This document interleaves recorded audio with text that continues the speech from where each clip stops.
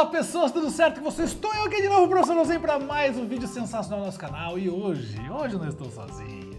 Não, eu estou muito bem acompanhado. Olha quem está aqui comigo, meu amigo professor Hansen. Olá, olá, olá, tudo bem, queridos? E o meu outro amigo, professor Walter Sola. Fala, povo lindo, se liga nessa história. É isso, muito bem. Olha só, hoje no Enem com Nos Nem a gente vai conversar mais um pouquinho sobre como era a vida desses dois belos professores na época em que eles eram estudantes. E por que eu vou fazer isso com vocês aqui? Porque assim você consegue entender a dinâmica que eles faziam como estudante, que essa pode só te ajudar também nesse momento de estudo do seu Enem, de estudo da sua vida, enfim, para você também se inspirar na vida desses dois. Bora lá? Bora.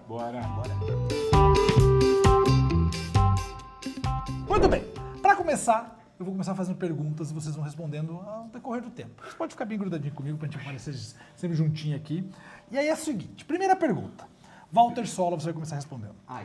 Qual foi a maior burrada que você fez em uma prova? Nossa, sou a maior? Só. Uma só. Não, pode falar algumas. Eu acredito que a maior borrada que eu fiz foi depois da prova. Ah. Que a professora... É pra falar? Pode, claro. A professora estava corrigindo as provas e eu vi que a minha prova estava no bolo.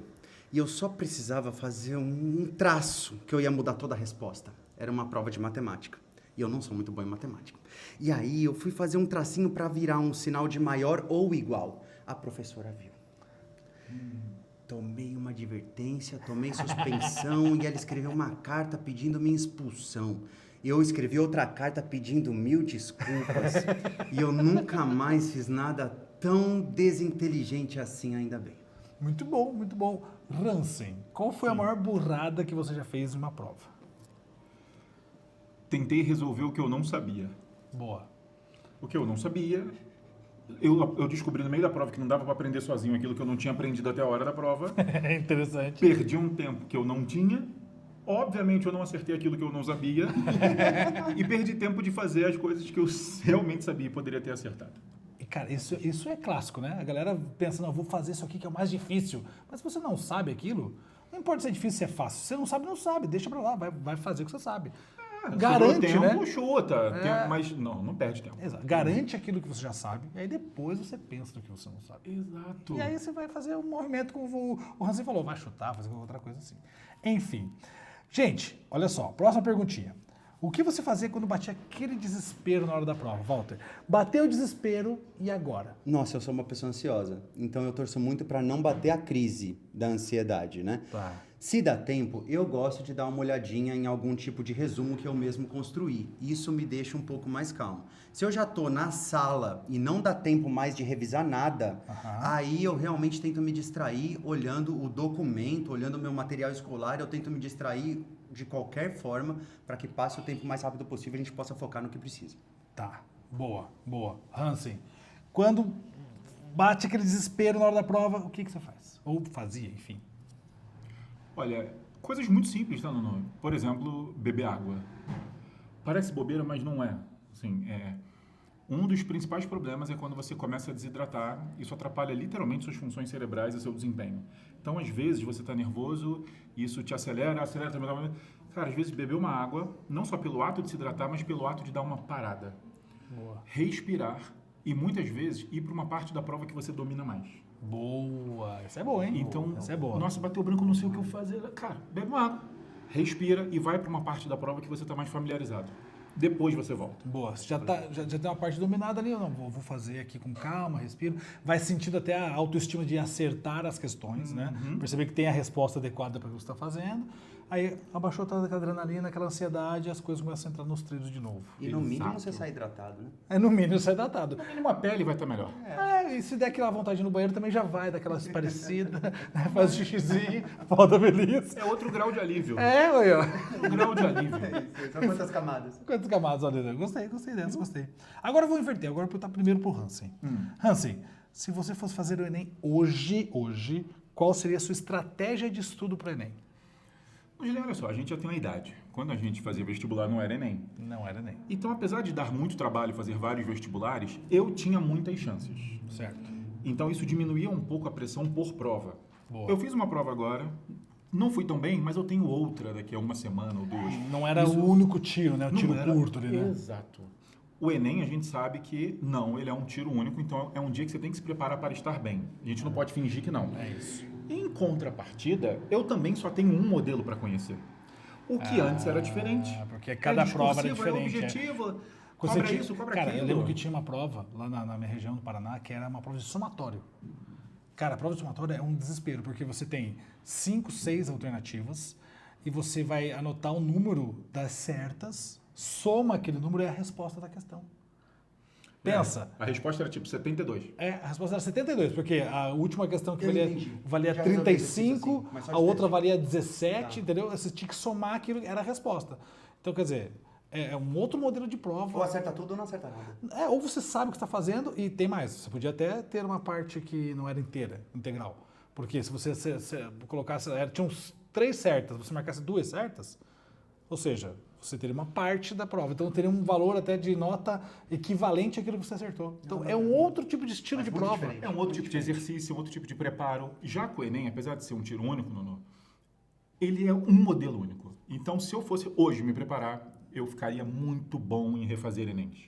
Conhecer o modelo, saber como vem, como é que é o tipo de gabarito, como é que é o tipo de comando de questão, o quão cansativo é ou não, eu ficaria expert em refazer Enems. Boa, boa. Refazendo o Enem. Walter, como é que você se prepara? Sua estratégia de estudo para o Enem? Eu faço o Enem todo ano Olha. para entender como é que tá, né, o clima, o contexto da galera. É um resiliente. E o que eu posso dizer é que por mais que a gente hoje tenha muito conhecimento sobre uma devida área do conhecimento, então, por exemplo, normalmente na prova de humanas eu vou muito bem, eu chego próximo a gabaritar, mas nas outras provas o desafio se mantém.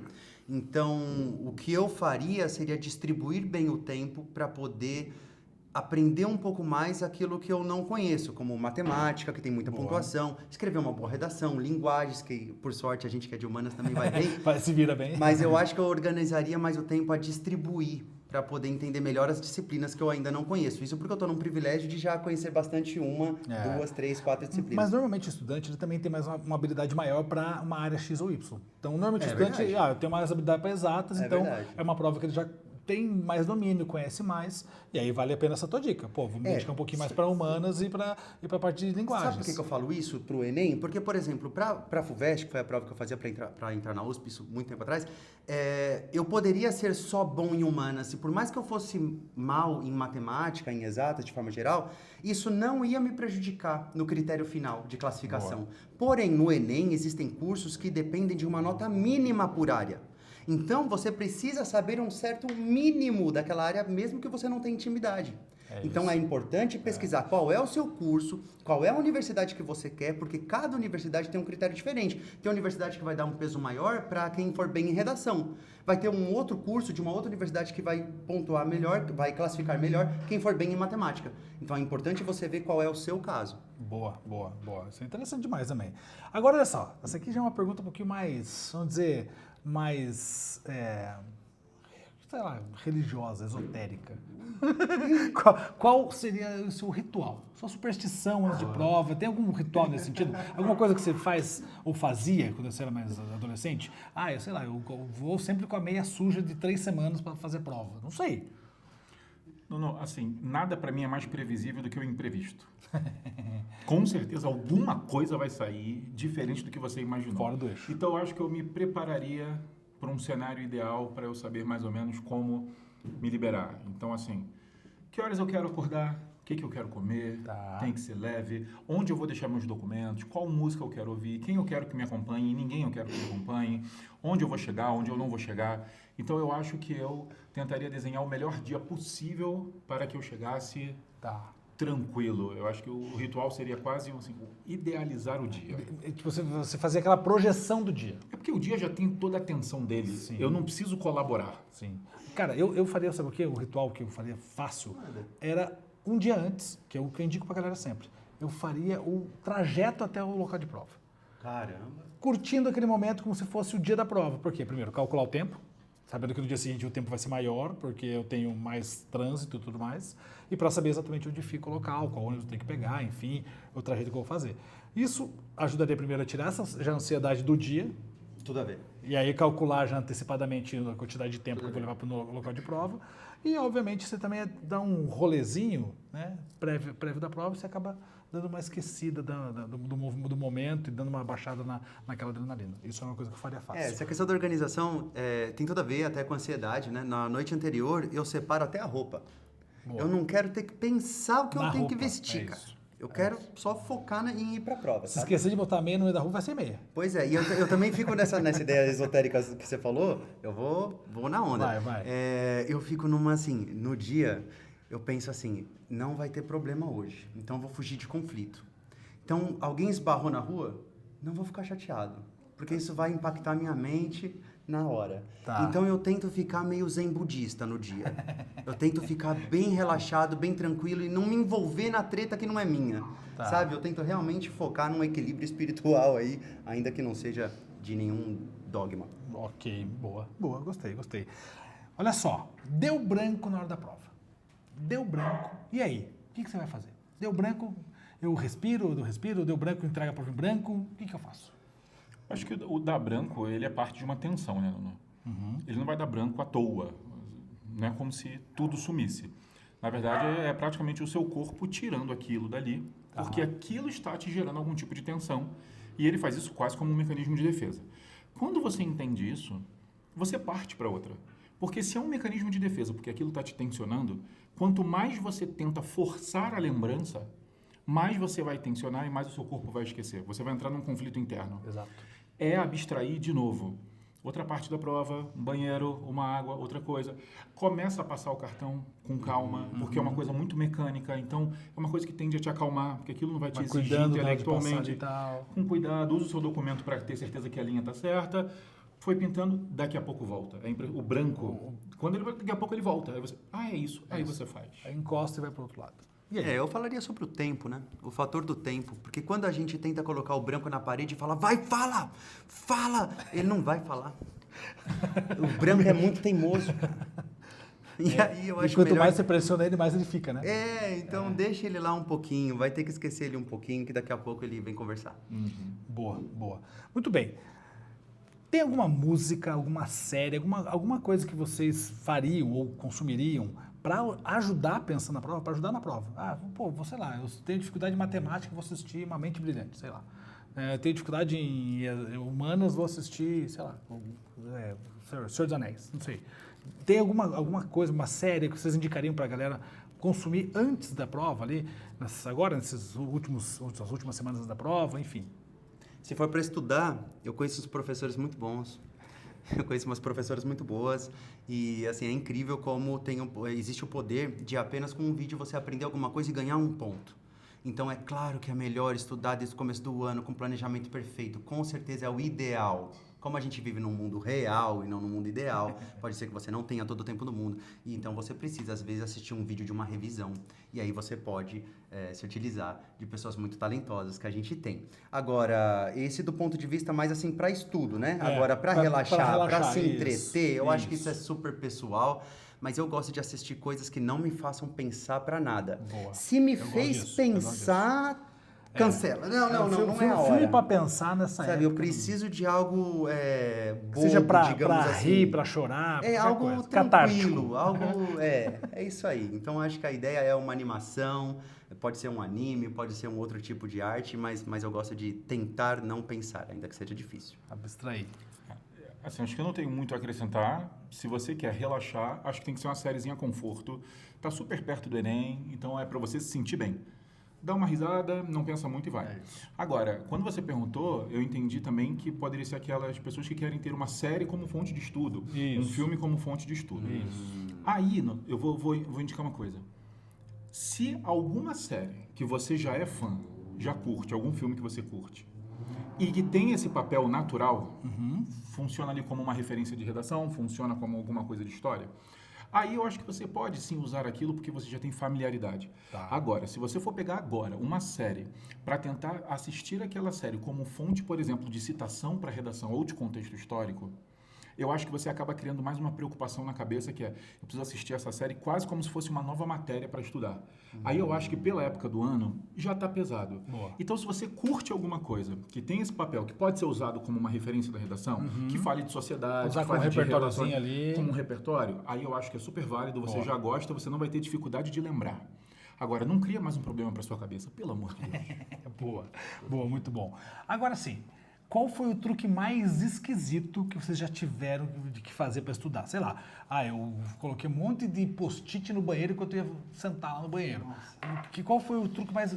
Tenta lembrar aí na sua história de adolescente, de vida, enfim, qual foi o truque mais maluco que vocês fizeram? Acho que o truque mais maluco é muito perto do que eu estou fazendo aqui agora. A diferença é que era eu sozinho no meu quarto explicando para... não vozes da minha cabeça, mas ouvidos da minha cabeça, né? Porque não tinha ninguém no quarto. Sim. Então, uma das coisas que eu fazia era tentar resumir em fala aquilo que eu tinha acabado de estudar. Boa. Eu usava isso como teste e critério para saber se eu aprendi ou não. Você fazer um podcast para você mesmo. Eu acabei de assistir uma aula. Se eu não for capaz de resumir o que eu acabei de estudar, é porque eu não aprendi. Sim. Então, eu e minhas vozes da cabeça conversando lá no quarto, isso acontecia muito. Boa, boa. E você? Fantástico, eu acho que eu faço algo parecido como professor também. Às vezes a gente prepara uma aula e já sai falando a aula, né? Aos ventos. Então acho que tem tudo a ver. Uma outra tática que é possível é de você realmente pegar uma folha em branco ali e sair escrevendo aquilo que você lembra e aquilo que você está preocupado também, preocupada. Eu acho que existe também a ideia de você falar assim, puxa, aquela matéria eu não estudei legal. Escreve isso, coloca no papel. Então a minha ideia, a premissa Desabafa. é externaliza. Boa. Põe num papel. Ou verbaliza, porque quando você tira de você, você consegue olhar de frente e aí aquilo retorna para você de um outro jeito. E Walter, uma coisa que você falou assim, uma matéria que me preocupa. Tem uma matéria que te preocupa? Pega o Enem quando esse assunto caiu e vê como caiu. E vê se você acerta, porque às vezes você está preocupado com uma questão que quando realmente caiu, você acertou. Então talvez não tenha motivo para se preocupar. E se você errar, você pelo menos pode pegar o gabarito, uma resolução, entender o que você deveria ter feito e aí melhorar. Nossa. Agora, só não fica sozinho nessa ansiedade, pega e vê como caiu. Isso que você falou é tão central, porque assim, a forma que você vai aprender essa disciplina, esse conhecimento na sua escola, no seu lugar, não é igual o jeito que o Enem traz, ou pelo menos não é idêntico, pode ser até muito parecido. Mas é difícil que seja idêntico. Então, nada como pegar exercícios do próprio Enem, do próprio vestibular que você tem interesse. Boa, boa, boa. Agora é o seguinte, para a gente poder fechar esse nosso bate-papo aqui. Se você pudesse dar uma única dica, para adolescente que vai fazer o Enem. E pode ser você pensando no adolescente Hans e no adolescente Walter. Pode ser pensando nisso também. Então imagine que o adolescente Hans e o adolescente Walter fosse fazer a prova do Enem. E aí, qual uma única dica, assim, essa dica que você precisa guardar com você no seu coração, que vai ser importante? Uma coisa simples. Acho que o Walter até falou um pouco. Saiba todos os dias quais são as disciplinas mais importantes para você naquele dia. Se o primeiro dia é redação, humanas e linguagens, você precisa saber qual tem peso maior. Não deixe para, no dia, ter que tomar decisões pesadas. Então, se eu sei que redação e linguagens tem um peso maior para mim e uma matéria vai ter que perder tempo, vai ser humanas e isso não vai me causar uma ansiedade, isso não vai me causar um problema, porque eu sei que eu estou tomando uma decisão consciente. Show. O aluno já tem muita atenção para no dia ter que ficar pensando na estratégia. Então vá sabendo quais são as áreas que têm mais peso para a sua nota, porque isso vai nortear a sua estratégia. Você sabe no que você tem que mandar melhor. Boa. As decisões ficam mais fáceis. Show. Aí me pegou, essa pergunta me pegou. Não consegue dar uma dica só, né? Me levou para um lado emocional, porque assim, eu consigo dar uma dica só, porque para mim foi a pior fase da minha vida, assim, ter que trabalhar o dia inteiro e à noite estudar, dormir mal para conseguir entrar na faculdade. E eu diria hoje que você é muito maior do que esse momento. Esse momento passa e as pessoas que te amam vão continuar te amando, independente do que acontecer. Boa. Existe vida após esse ano de vestibular aí. É isso. Eu acho que uma coisa importante, né? Não é o fim de tudo. Pelo contrário, é só mais uma parte da sua vida, só mais uma parte da fase da sua vida. Não é o fim de nada, é parte do processo. Então não tem que ficar nessa sensação de que se não der certo agora, meu Deus, o que vai ser da minha vida? Não. Fica ali tranquilo, segue, é só parte da sua vida. E uma parte que depois a gente vai ver que é uma parte bem pequena perto do que vem pela frente. E nada impede que você depois queira fazer um outro curso. Nada impede que depois você fale, nossa, aprendi dentro da faculdade que existe um outro curso que também é interessante. Eu hoje faço educomunicação na USP também. Então, tenho mais de 30 anos. Então eu adoraria falar isso pro Walter lá de 17, falar, olha...